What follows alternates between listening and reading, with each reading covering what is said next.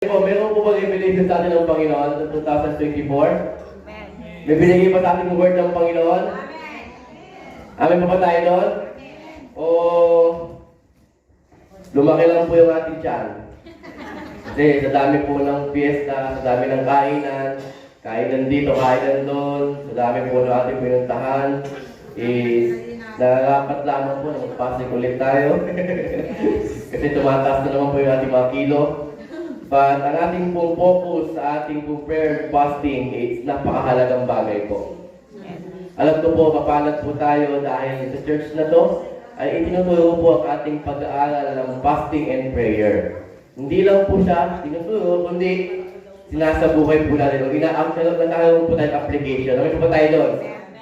Alam niyo po, sinek ko po yung ating yung schedule ng 21 days of fasting. At nakita ko po sa karamihan sa inyo, inaandun po. Palakpakan po natin ang Panginoon. Amen?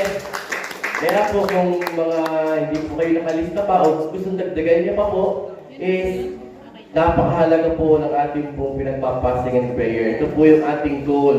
Ito po yung ating naisin sa darating 2024. Amen po ba tayo doon?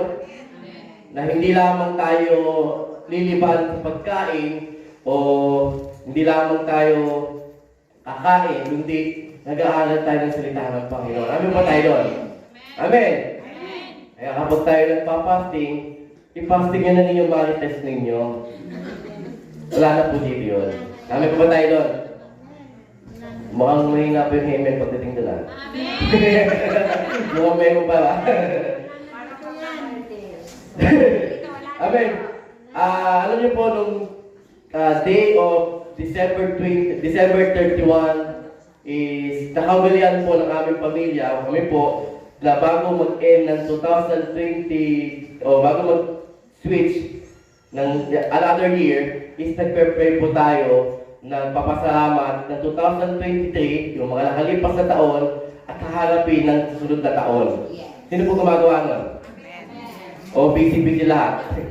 Alam niyo, napakahalaga po na pinapasalamat natin, ina-acknowledge natin yung ginawa ng Panginoon sa buhay natin. At alam ko po sa ating lahat, yung 2023, minsan hindi naging madali, o minsan nagtagumpay talaga tayo, o nakaranas talaga tayo ng dryness, o yung ating faith is nag-fail o humina. Pero alam niyo po, wala pong, sa Panginoon po is nakikita niya po yung ating puso. Kaya po, sabi niya po, ito po yung word niya po sa akin, Proverbs chapter 3, verse 5 to 6, Trust in the Lord with all your heart and do not lean on your own understanding. In all your ways, acknowledge Him and He will make straight your path. Alam niyo mo ba na parang lagi natin ito napapakinggan? Itong Bible verse na ito is kung saan natin nakikita, especially dyan sa ating pader. Nandiyan po yan sa ating wall. Pero alam niyo po, habang pinagbubulay-bulayan, is talaga pong napakahalaga na magkaroon tayo ng mas malalim na pakunaw sa salita ng Panginoon. Amen. Sa ating taon na haharapin, 2024, hindi natin alam kung ano po yung mangyayari sa atin. Nalala niyo po ng panahon ng pandemic, di ba? Wala naman po nakakaalam nun. Walang nakakaalam na darating yung panahon na lahat tayo ay mag-i-stay lang sa bahay. Walang lalabas. Yung lalabas na isang tao is kailangan talaga pupunta siya sa mall, pupunta siya sa isang grocery o merkado na limit lang. Walang nakakaalam o hindi natin alam na yung ganong klase ng taon ay dadanas tayo. But ito po mas masarap po sa salita ng Panginoon. Pag tayo tiwala sa Panginoon with all your heart, means with all our heart. Speaking of heart, pinag-uusapan po natin last Sunday, yung ating puso. Ito yung main altar natin. Ito yung art of worship talaga po natin. Kaya po, sa puso, kapag binigyan natin sa Panginoon, sabi niya, with all. Ibig sabihin, lahat po yun. Lahat ng ating pagtitiwala, ibigyan sa Panginoon, and do not lean on your own understanding. Sometimes, parang iniisip natin, alam natin lahat. Alam natin, na mas magaling pa tayo sa Diyos.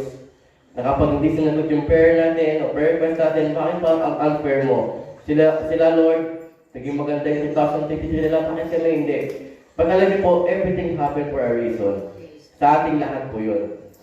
Lahat ng ginawa ng Panginoon, is we must grow our desire for God's instruction and guidance. Kailangan po, this 2024, mag-grow talaga tayo spiritually. Goal. Speaking of goal, ano po ba yung goal natin sa 2024? Personally, kayo po, tanongin ko po kayo, God knows our heart. Kung tatanong tayo ng Panginoon, ano ba talaga yung goal mo ng 2023, ng 2024? O yung 2023 ba, natapos mo ba talaga yung goal mo? Natapos mo ba talaga yung, sabi mo na, New Year resolution mo ng 2023, natapos mo ba talaga? Yung bang nagsabi ng, babasahin ko yung Bible ng 2023, natapos mo ba talaga? Sometimes, marami tayong New Year resolution dahil bagong season. Ang tanong, hanggang simula lang po ba tayo? Ikaw, sa po ba ako?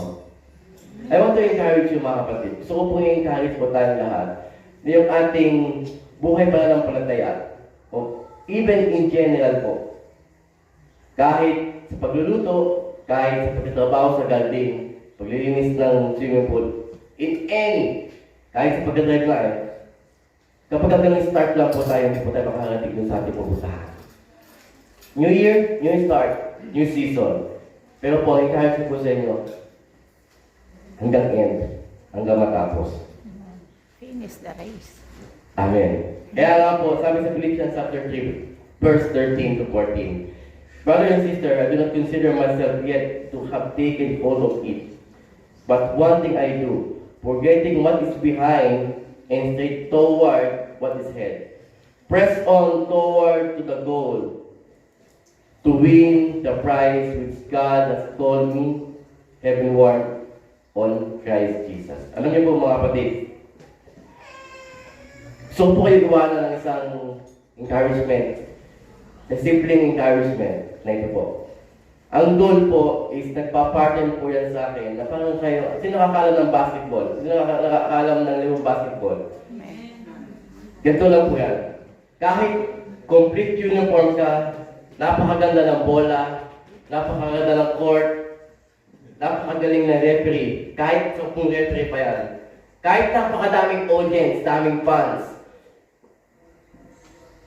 kahit napakagaling mo mag-dribble, kahit ang galing mo mag-shoot, kung walang ring, yung shootan, hindi mo malalaman ang pasyan kung ikaw'y mananalo o manatalo.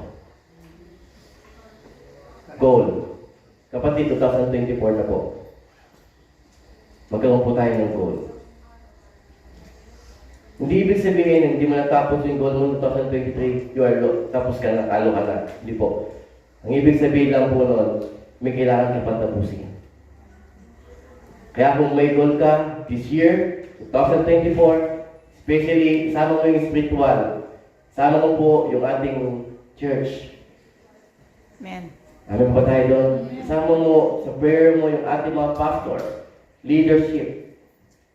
Ang aming po pinagbitingan last Sunday, napakaganda po nun. May goal po tayo sa church na to. May mission po tayo sa church na to. Amin ba tayo doon? Amin ba tayo doon? Kung gusto po natin lumago tayo personally, laliman po natin ang salita ng Panginoon. At naniniwala po ako, in the end of 2024, kapag po tayo ay nagpalalim spiritually, ang Diyos po patuloy ang papala po sa atin. Ang blessing po hindi yan about kung ano yung laman ng bulsa mo, o kung ikaw man ay tumalon ng bagong taon, maraming paputok, hindi po nababasa yan. Kung ikaw ay naka-green, naka-blue, naka-yellow, kung ano po, kung ikaw ay naka-polka dot straight, kung ano man yan, hindi po yan ang pasihan ng ating pagpapala. Hindi po yan ang pasihan kung tayo magkaroon ng maraming blessing matatanggap. Ang pasihan po ay salita ng Panginoon. Yes. Based in the Word of God. Amin po ba tayo doon?